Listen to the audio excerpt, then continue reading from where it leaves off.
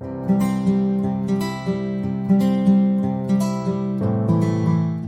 Morning student, आज हम बात करेंगे characteristic feature of any chemical reaction.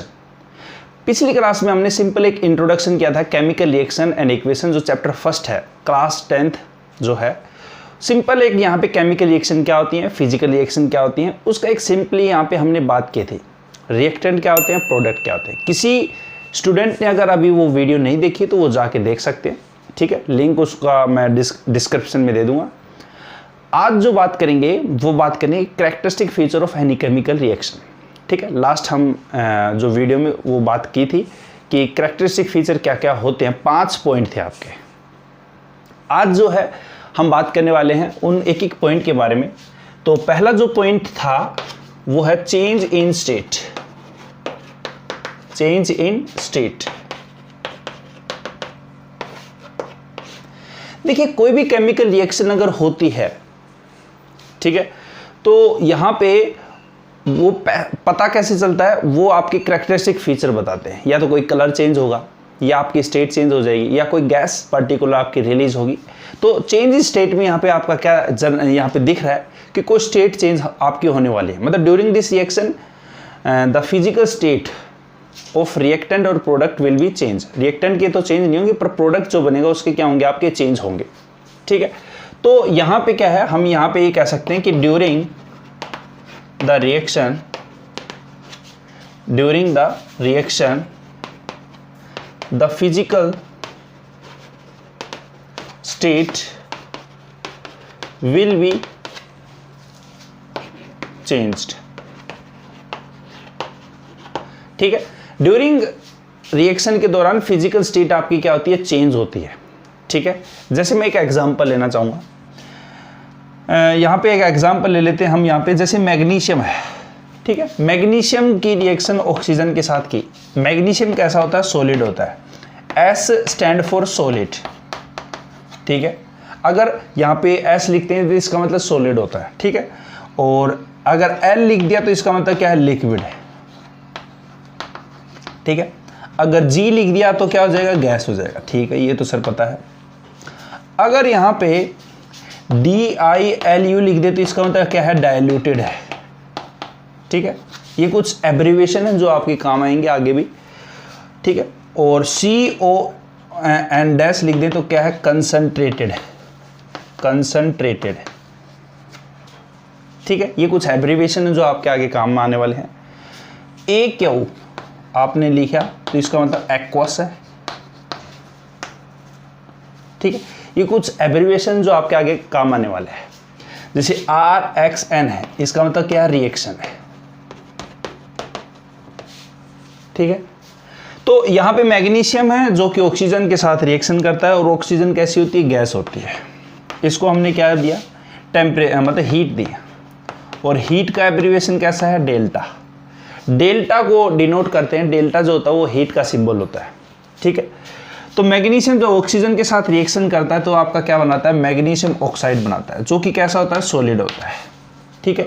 यही जो रिएक्शन अभी लिखी है, ये रिएक्शन जो है वो आपकी एक्टिविटी 1.1 है।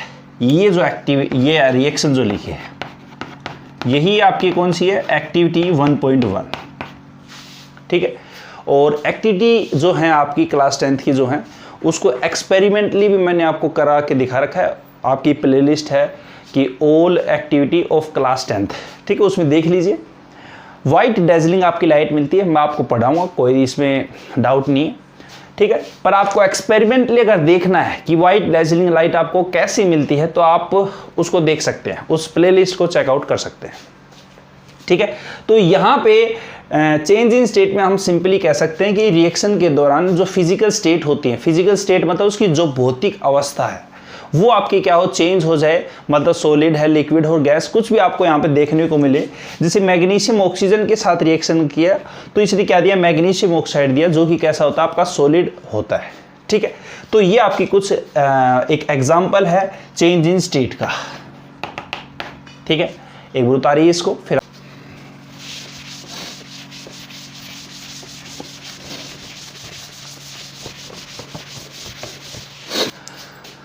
देखिए दूसरा एग्जाम्पल क्या है, एक और एग्जाम्पल लेते हैं चेंज इन स्टेट में।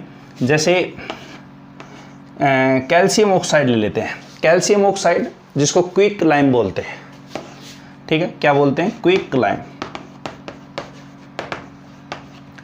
क्विक लाइम की रिएक्शन अगर हम CO2 के साथ कराते हैं, कार्बन डाइऑक्साइड, क्विक लाइम मतलब आम भाषा में इसको क्या बोलते हैं? कड़ी बोलते हैं, ठीक है। कोलोकियल भाषा में हम इसको क्या बोलते हैं? कड़ी। डिस्टम्बर होता है और एक होती है कड़ी, ठीक है। तो क्विक लाइम को कड़ी बोला जाता है।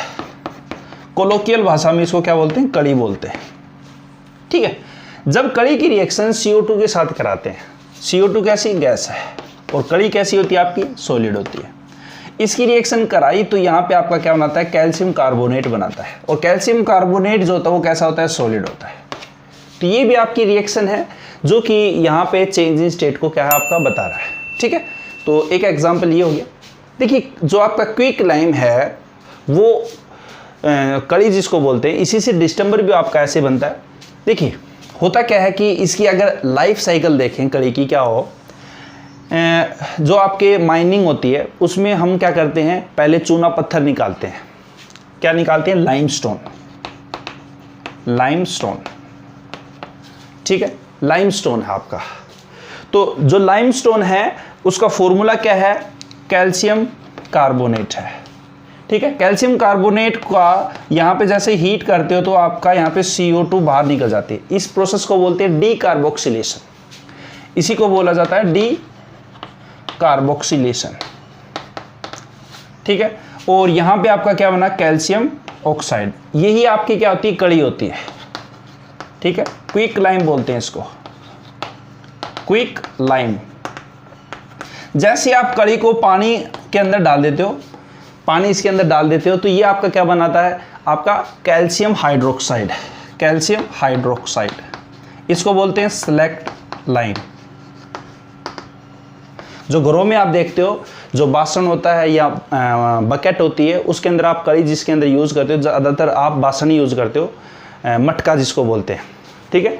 तो यहाँ पे क्या होता है कि उसके अंदर जैसे पानी आपने डाल दिया तो पानी डालने के बाद जो सॉल्यूशन बनता है उसको बोलते हैं सेलेक्ट लाइम। अब सेलेक्ट लाइम को आप क्या करते हो? ब्रश की सहायता से, या कुप्पी बोलते हैं, एक कुप्पी होती है आपकी, उसकी सहायता से आप दीवार के ऊपर लगाते हो। तो यहाँ पे जैसे लगाते हो तो यहाँ पे क्या होता है? आपका CO2 दोबारा आपका यहाँ पे इसमें जुड़ जाता है, ठीक है। कैल्शियम जो हाइड्रोक्साइड है वो आपका CO2 के साथ जुड़ के क्या बना देता है? आपका कैल्शियम कार्बोनेट का फॉर्मेशन करता है, ठीक है। तो यहाँ पे ये कुछ साइकिल आपकी कैल्शियम हाइड्रोक्साइड की जब रिएक्शन CO2 के साथ होती है तो आपका कैल्शियम कार्बोनेट का फॉर्मेशन होता है, ठीक है। यहाँ पे ये प्रोसेस कौन सा है? कार्बोक्सिलेशन है। कौन सा है? कार्बोक्सिलेशन। ये कौन सा प्रोसेस है जिसमें वाटर ऐड हुआ है? इसको बोलते हैं हाइड्रेशन। हाइड्रेशन। तो ये क्या है? लाइफ साइकिल है किसकी? क्विक लाइम की। लाइफ साइकिल है किसकी? क्विक लाइम, ठीक है। क्विक लाइम की लाइफ साइकिल है। ये थोड़ा सा आपके नॉलेज में होना चाहिए कि क्या आपकी लाइफ साइकिल होती है। तो चेंज इन स्टेट आपका यहाँ पे खत्म होता है। अब बात करते हैं आपका चेंज इन टेम्परेचर, ठीक है। जो सेकंड पॉइंट था आपका चेंज इन टेम्परेचर या change in formation of precipitate, जो भी है कोई बात नहीं। 5 पॉइंट थे आपके कैरेक्टरिस्टिक फीचर के, उनको हम एक एक करके पॉइंट में बात कर रहे हैं। पहला आपका चेंज इन स्टेट हो गया। अब दूसरा है आपका चेंज इन टेम्परेचर। पहले इस चीज़ को उतारिए एक बार फटाफट।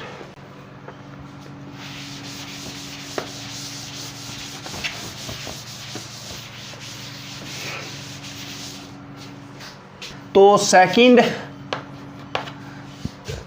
जो पॉइंट है आपका change in temperature. Change in temperature, temperature को शॉर्ट फॉर्म में हम TMP डॉट, ठीक है, टेम्परेचर इस तरह से लिख देंगे। मतलब during this reaction temperature will be change, हम ये कह सकते हैं। अगर हमें लैंग्वेज लिखनी है, during the reaction temperature will be change, ठीक है। मैं कुछ एग्जांपल देता हूँ। जैसे मैंने एक एग्जांपल दिया अभी, मैग्नीशियम।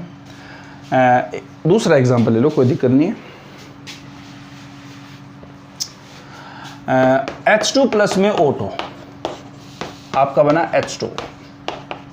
एक रिएक्शन आपकी ये, ठीक है, और एक रिएक्शन आपकी FeSO4 और इसको हमने हीट किया, ठीक है, तो आपका बना Fe2O3 और SO2 प्लस में SO3, ठीक है, ये आपका बैलेंस है। आयरन कितने हैं? 2 है, यहाँ पे भी आयरन 2 हैं। ऑक्सीजन कितने हैं टोटल? 3 3 6 6 और 2 8, 4 दूनी 8। सल्फर कितने हैं? 2। यहाँ पे सल्फर कितने हैं? 2। बैलेंस आपकी, बैलेंस करना मैं आपको बता दूंगा, कोई दिक्कत की बात नहीं है, ठीक है। अभी आप ये मान के चलिए एक रिएक्शन आपकी ये है और दूसरी रिएक्शन ये है, जो चीज़ मैं बता रहा हूँ आपको। देखिए अब देखिए यहाँ पे ये जो आपकी रिएक्शन है, ये रिएक्शन एग्जाम्पल किसका? कॉम्बिनेशन रिएक्शन का एग्जाम्पल है, कॉम्बिनेशन रिएक्शन, ठीक है। और ये जो आपका जो नीचे वाला एग्जाम्पल है वो आपका है डीकंपोजिशन रिएक्शन का एग्जाम्पल। किसका है? डीकंपोजिशन रिएक्शन, ठीक है। कॉम्बिनेशन रिएक्शन क्या होती हैं, डीकंपोजिशन रिएक्शन क्या होती हैं, वो टाइप्स ऑफ रिएक्शन के अंदर बात करेंगे। एक बार मैं यहाँ पे आपको जो चीज़ समझा रहा हूँ क्या है कि ये जो रिएक्शन है कॉम्बिनेशन रिएक्शन, इसके अंदर आपकी क्या होती है? हीट रिलीज होती है। इसमें हीट क्या है? रिलीज होती है, जबकि इसमें हीट क्या हो रही है? एब्जॉर्ब हो रही है। जो एरो की उस साइड अगर लिखी जाएगी, ये जो एरो है, एरो की अगर इस साइड हीट लिखी जाती है तो इसका मतलब हीट रिलीज हो रही है। अगर एरो के इस साइड हीट लिख दे या फिर इसको यहाँ पे ऐसे लिख दे, इसके ऊपर हीट लिख दे, तो इसका मतलब यहाँ पे हीट क्या हो रही है? एब्जॉर्ब होती है। और इसका मतलब क्या है आपका? यहाँ पे जो इस ऐसे अगर रिप्रेजेंट किया है तो इसका मतलब हीट जो है वो आपकी क्या हो रही है? रिलीज हुई है। हीट क्या है? निकली है, ठीक है। तो हीट जो आपकी रिलीज हो रही है तो उसके कारण टेम्परेचर भी ऑब्वियसली क्या होगा? बढ़ेगा, घटेगा। यहाँ पे अगर हीट निकल रही है तो ऑब्वियसली टेम्परेचर क्या होगा? बढ़ेगा। इस केस में टेम्परेचर क्या होगा? इंक्रीज होगा। जबकि यहाँ पे हीट एब्जॉर्ब हो रही है तो आपका टेम्परेचर क्या होगा? घटेगा। तो हम ये कह सकते हैं during the reaction temperature will be change. Temperature अगर बढ़ेगा तो ऐसी रिएक्शन को बोलते हैं हम यहाँ पे क्या बोलते हैं? एक्सोथर्मिक रिएक्शन, जिसमें टेम्परेचर अगर इंक्रीज होता है, मतलब during the reaction temperature will be increase, that is exothermic reaction. उसको क्या बोलते हैं? Exothermic reaction. एक्सोथर्मिक रिएक्शन बोला जाता है उसको। अगर हीट एब्जॉर्ब हो रही है तो during the reaction temperature will be decreased, ठीक है, दैट इज उसको क्या बोलेंगे? Endothermic reaction. उसको बोला जाएगा एंडोथर्मिक रिएक्शन, ठीक है। तो चेंज इन टेम्परेचर में आपका यहाँ पे ये है। अब हम यहाँ पे पर्टिकुलर जो बात करने वाले हैं वो क्या करने वाले हैं कि एक्सोथर्मिक रिएक्शन क्या है और एंडोथर्मिक रिएक्शन क्या है। आप लिख सकते हो during the reaction temperature heat will be release known as exothermic reaction and during the reaction heat will be absorbed are known as endothermic reaction। ये डेफिनेशन हो जाएगी एक्सो और एंडो की। इसको उतार दीजिए और डेफिनेशन भी लिख दीजिए एक्सो और एंडो की।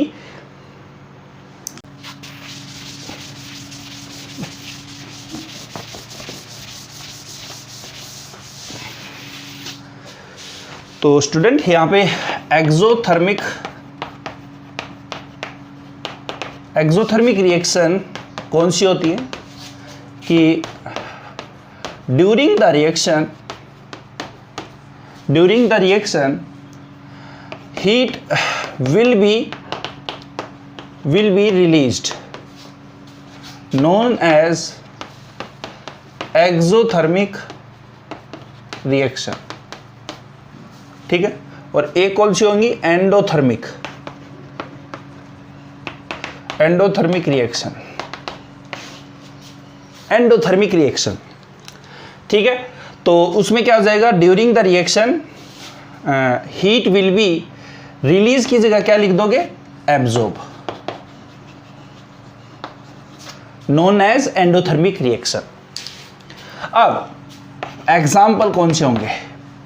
जो टाइप्स ऑफ रिएक्शन हो उसमें हम बात करेंगे, जैसे आपकी कॉम्बिनेशन रिएक्शन है, वो आपका कौन सा एक्सोथर्मिक रिएक्शन है, उसमें हीट रिलीज होती है। दूसरा अगर बात करें यहाँ पे डिस्प्लेसमेंट रिएक्शन है, डिस्प्लेसमेंट रिएक्शन में दो बात करेंगे, सिंगल डिस्प्लेसमेंट और डबल डिस्प्लेसमेंट, दोनों ही आपकी सिंगल और डबल, ठीक है, दोनों ही डिस्प्लेसमेंट रिएक्शन जो है वो आपकी एक्सोथर्मिक नेचर की होती है। Redox reaction are also the आपकी एक्सोथर्मिक रिएक्शन। दूसरी अगर बात करें रेस्पायरेशन, ये भी आपका क्या है, यहां पे एक्सोथर्मिक का एग्जाम्पल है, ठीक है, ETC। बात करें अगर यहां पे एंडो की, एंडो में आपकी जैसे डीकंपोजिशन रिएक्शन है, डीकंपोजिशन रिएक्शन, ठीक है। दूसरा एक और एग्जांपल ले लो, फोटोसिंथेसिस।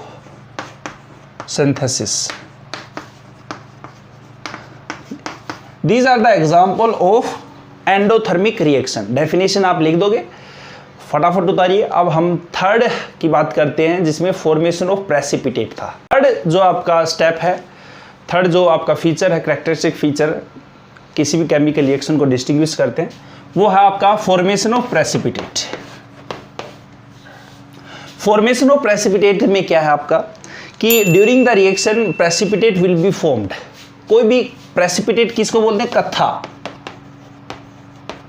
कत्था क्या होता है, जैसे दूध फट जाता है तो वो जो आपका नीचे जो प्रेसिपिटेट बनता है, वो जो कत्था है उसी को बोलते हैं प्रेसिपिटेट, जो सॉलिड बन जाता है आपका, जिसको हम पनीर भी बोलते हैं। जैसे बॉयल वाटर, बॉयल जो आपका मिल्क है उसके अंदर आपने नींबू या विनेगर डाल दिया तो जो सॉलिड आपका फॉर्मेशन होता है उसको बोलते हैं प्रेसिपिटेट, ठीक है। तो हम यहाँ पे लिख सकते हैं कि during the reaction precipitate will be formed. Precipitate short form में PPT, precipitate will be formed. क्या बनेगा, प्रेसिपिटेट फॉर्म्ड होगा। अब अगर आपकी यहाँ पे NCERT है तो जो आपकी एक्टिविटी कौन सी है, 1.2 है, ठीक है, एक्टिविटी 1.2, ये आपका उसका एग्जाम्पल हो सकता है। या और दूसरा एग्जाम्पल ले लेते हैं, जैसे आयरन है और उसकी रिएक्शन ऑक्सीजन के साथ करा दी और H2O के साथ करा दी, तो यहाँ पे आपको मिलता है Fe2O3 और यहाँ पे X आपके पास H2O है। देखिए, आपने घर में जनरली देखा है कि जो आयरन होता है बरसात के टाइम पे या 12-6 महीने में उसको देखते हो तो उसके ऊपर क्या हो जाता है, एक ब्राउन कलर की लेयर फॉर्मेशन हो जाती है। वो जो ब्राउन कलर की जो आपकी लेयर है उसको हम बोलते हैं क्या, रस्ट, मतलब जंग लग गया आयरन की। ये जो आपका फॉर्मूला है, ये किसका फॉर्मूला है, फॉर्मूला ऑफ रस्ट, ये रस्ट का फॉर्मूला है, ठीक है, ये रस्ट का फॉर्मूला आपका। तो आयरन, ऑक्सीजन और वाटर चाहिए इसको। X जो है वो आपके क्या है, नंबर ऑफ मोल्स हैं, नंबर ऑफ मोल्स हैं वाटर के। कितने मोल हो सकते हैं आपके, 2, 3, 4, 5, 3/2, 5/2, कितने मोल हो सकते हैं आपके वाटर के। एक तो एग्जाम्पल ये है। दूसरा एग्जाम्पल जो आपकी एक्टिविटी 1.2 है वो भी आपकी यहाँ पे है। जैसे यहाँ पे कह रहा है कि लेड नाइट्रेट Pb और NO3, इसकी रिएक्शन हमने करा दी किसके साथ, ये कह रहा है कि पोटेशियम आयोडाइड Ki के साथ करा दे। देखिए, पोटेशियम नाइट्रेट, सॉरी, ये जो लेड नाइट्रेट है और पोटेशियम आयोडाइड है, बोथ आर वाइट, और वाइट को हम यहाँ पे साइंस में क्या बोलते हैं, कलरलेस ही बोलते हैं। क्या बोलते हैं, कलरलेस। कलरलेस का मतलब उसका कलर कैसा है, वाइट कलर का है, ठीक है। तो यहाँ पे हम इसका कलर कैसा है, वाइट है, और इसका भी कैसा वाइट कलर है। हम इसका क्या बना लेते हैं, एक्वस सॉल्यूशन बना लेते हैं। एक्वस सॉल्यूशन कैसे बनाएंगे, जैसे घर में आप क्या करते हो कि पानी लेते हो, उसके अंदर आप 1 चम्मच क्या डाल दो या आधी चम्मच नमक डाल दो और उसको क्या कर दो, डिजोल्व कर दो, तो वो जो सॉल्यूशन बनेगा वो आपका क्या बनेगा, एक्वस सॉल्यूशन बन जाएगा। किसका बनेगा, आपका यहाँ पे नमक का बनेगा। तो जो PbNO3 है उसका हमने क्या बना लिया, एक्वस सॉल्यूशन बना लिया, इसको पानी के अंदर डाल लिया, ठीक है। इसको भी हमने क्या किया, एक्वस सॉल्यूशन फॉर्म कर लिया। ये क्या करेगा, पीबी और आई, PbI2, और एक क्या बनेगा आपका KNO3, ये फॉर्म्ड होगा।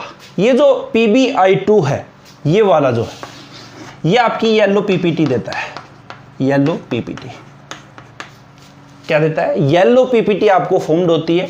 और यही रिएक्शन जो है, ये जो आपने देखी है, यही आपकी कौन सी है, एक्टिविटी 1.2 है।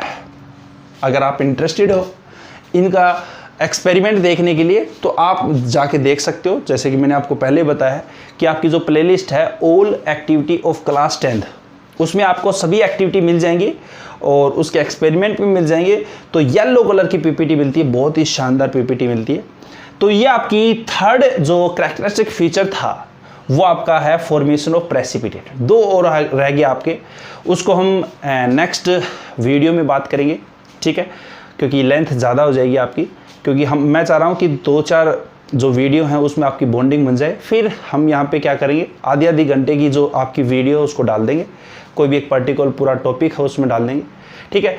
जो नए व्यूवर हैं मैं उनसे रिक्वेस्ट करूँगा कि चैनल को सब्सक्राइब भी करें और अपने दोस्तों को शेयर भी करें, क्योंकि यहाँ पे देख रहे हैं कि 97 के आसपास तो नोट सब्सक्राइब जो व्यूअर हैं वो देखते हैं, मतलब देखते हैं और चले जाते हैं, और 3% ही ऐसे हैं जो यहाँ पे जो सब्सक्राइब कर रखा है वो देख रहे हैं। तो थोड़ा सा रिक्वेस्ट है कि आप चैनल को सब्सक्राइब करिए। Thank you.